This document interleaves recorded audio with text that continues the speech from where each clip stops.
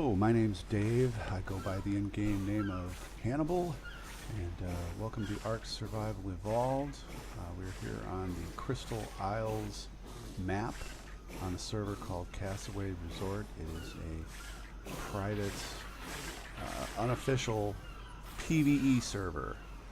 I'm recording this video to sort of capture what you see here in the first image, my Treehouse castle build. I just wanted to record it because we're having some changes coming up where this entire map is going to be wiped here in a week, and we are going to be transporting some of our stuff over to a brand new Ragnarok map. The server is going to change hosts, and since they're changing hosts, they're going to take an opportunity and switch up the map for everybody, make things a little bit more interesting, since the established players have been here for at least 6 months. So I just wanted to kind of take a look at tour this. I did another video on my ship here, which I have on YouTube. I'll try and link that in the description. But I just wanted to do this for posterity's sake, since in a week it's going to be gone, and I kind of enjoy this build. I want to replicate it again, I think. Okay, so you can see we're here in the redwood. I'm just going to circle around it. I've got a spare platform over there that acts more or less like a parking garage for my wyverns and other airborne dinos. Just one flyby here. I'll go around this side up first. So I got 2 teleporter pads. This is from the Stargate's mod that lead up into it. One goes to the lower level of it, the dino garage, and the other goes to the upper one. So let's take the lower one.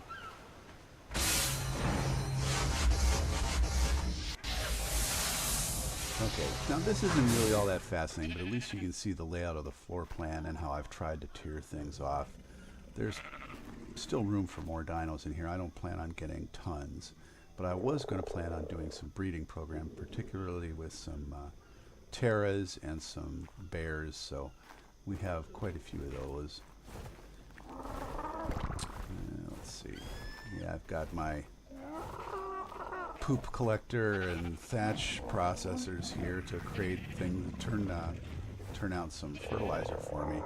The fertilizer gets auto-lifted upstairs into a silo, so this collects the poop down here. You can see we still have some laying around. Yeah, a little word about these griffins. I've got 2 griffins here that are in the air because I can't seem to dismount them once I get them on the ground. And these are not normal ARK griffins. You see a normal ARK griffin is right here. It looks significantly different. This is from the Mythic Creatures mod. And I didn't really realize that while I was taming them, that, oh yeah, there's 2 different types of griffins. They've got higher stats in some areas, but they don't behave the same. And I really didn't want them, but here they are. I can't get them to land. When I land them, I should say I can't get to dismount. When I land them and I stand up on them, I get stuck. Their wings go straight up on either side, so you can't dismount left or right, and there you sit. So the only answer was to make them fly and then dismount a few feet above the ground. So here I've got a sort of dodo barn, you might say. I use them exclusively for eggs because we have a device provided by a mod here called a kibble cooker, and it will accept any egg, convert it to generic eggs, which you then can use in any kibble recipe. We've got our male and female dodos. I don't want to say dillos, but our male and female dodo birds separated by level, just to keep straight in my mind how many we have of each. And then we have one of these, I forget what they're called, these wonderful creatures that are the egg inducers, sitting here, and he's loaded up with rocks so he doesn't run around. Oviraptors, that's right. And he helps give them the little egg bonus boost. So just some other platforms. This is where I used to have them, so I now have some spare space. You can see down around the inside here I've got various crafting tables. And these are kind of the basic crafting tables, the ones that give you some basic gear, some materials, some material creators, building material creators, things like that. The crafting benches that actually give more RP type items, decorating items, those are upstairs. I've got these guys only as egg layers, more or less, and because somebody had left the server and these were up for grabs, so I grabbed a couple of Ardens. Here we have our hatchery from the S Plus mod, which if I have any fertilized eggs, it will collect them, but I don't have it on right now. And here's our wireless collector for eggs, which has already gathered several since about 10 minutes ago. And this is the stairs that I take to the upper level all the time. Spiral stairs provided by the S Plus mod. Alright, now I particularly like this level. I love the way this kind of turned out.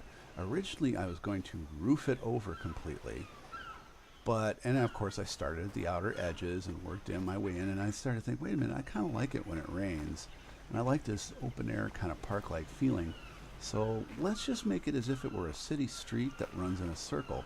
We'll put all our crafting benches on the inside of the circle. And there was room for this little garden pergola type thing that I've built. But then let's make the outer a bunch of rooms that sort of become buildings or are covered up to be buildings in some cases. And I really like the way this dragon came out. That's from the Advanced Rafts mod. It's meant to be mounted on the front of a ship, but I thought it looked pretty good in here.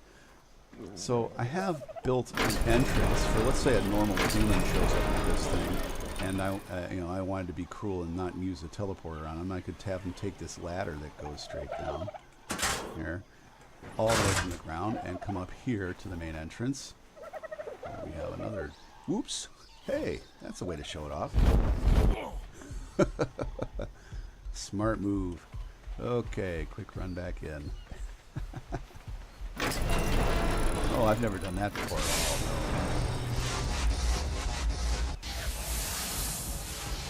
Alright. So now I left the front door open. So we'll get over here. It auto-closed, so we've got some flags on either side as well of this dragon. So not a good view of it from here. But just a nice entrance. Got a rug down. And it looks kind of cool. Our stairwell, which I don't like how that turned out, but it's the only way I could get it so it had an opening and yet I could still walk around it without extending more ceiling pieces out. So that's a regret there. And this is our vertical storage where we have stacks of items stored twice. Nice video by Frazonis. Frazonis has a video online that shows how to make double stacked storage, and I'm only using like 3 out of the 7 or 8 bins that you see on each side. I don't store a whole lot because I tend to use it, or it sits in a crafting bench somewhere. This is my bedroom, and I really should remove that ladder, but this is where I sort of made a little bedroom for myself. It's not exactly highly furnished. The chandelier is nice and bright at night. Just a place to log off more or less consistently. And here we have all of our blueprints and sort of a library with a little bit of a view. And here's the silo I was mentioning, and our farmer. But where's the farm? Well, it's all up top. To keep it hidden, I just put all the crops up here, one of everything, and a little bit of ivy for decorative purposes. A fountain.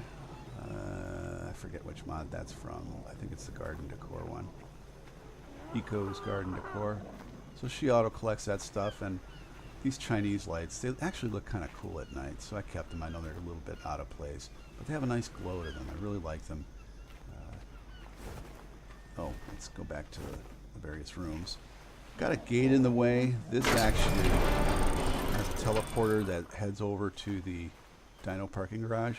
That's really just for convenience. So, love these portcullises from the Castles and Keeps mod. Absolutely love them. Maybe I'll get a shot in here at night and include it in this video. It looks pretty good with the lighting. So here we have a bar and our dinner table for guests. This fireplace is really cool. This is from the Castles and Keeps mod, and this is your industrial grill right up here.